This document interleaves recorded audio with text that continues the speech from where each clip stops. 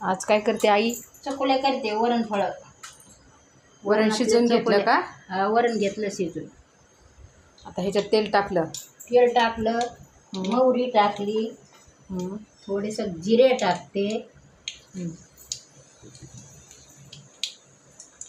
थोडंसं मसाला टाकते, कांदा लसूण मसाला, थोडी हळद,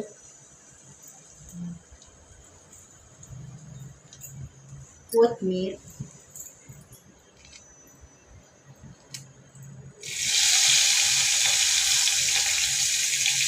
चकुल्या खावा वाटल्या तोंडाला चव नाही. हा ना. आणि डाळ कोणती शिजवली? तुरीची न मुगाची दोन्ही मिक्स. पित्त होत नाही ना त्याने? दोन्ही मिक्स असल्या नाही होत मिक्स. टाकलं वरण. एवढं वरण असलं तरी किती चकुल्या वाटतात. घट्ट होतं ना ते. कणकीचं असतं ना. थोडंसं चकुल्या गव्हाचं पीठ मळून त्याच्यात तिखट टाकलं का? हा, तिखट मीठ पिठाचं पण मिळायचं आणि वरणाचं पण टाकायचं, मग चवदार लागेल.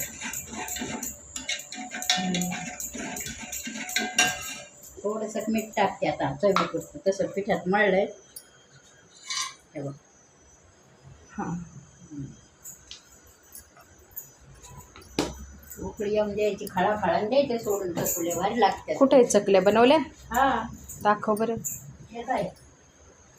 हां. उकळी आली की सोडायच्या. गव्हाचं पीठ मळून त्याच्यामध्ये तिखट मीठ. हां. त्याच्यामध्ये हळद नाही घातली, वरणात टाकली हळद.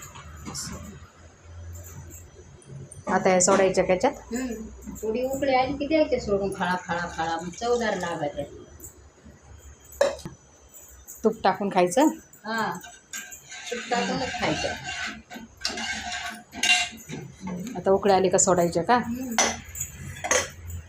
खळा उकळी आली की द्यायचे सोडून. अशी उकळी आली आहे वरणाला. आता हे चकुल्या आई सोडून त्याच्यात. अशी खळा उकळी आली का मग भारी मस्त. जुन्या लोकांना काही छान जमतं आणि त्यांच्या हाताला चव असते.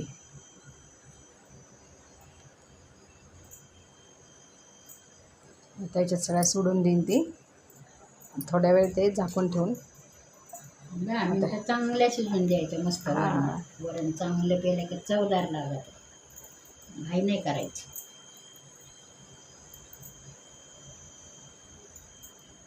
आईने ते अगोदर वरण आहे ना शिजून घेतलं कुकरमध्ये, थोडंसं मीठ हळद टाकून.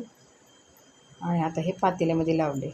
फोडणी देऊन तेल, जिरे, मोहरी, कांदा लसूण मसाला, थोडंसं मीठ. आता हे उकळून देऊया आपण 10 मिनटं.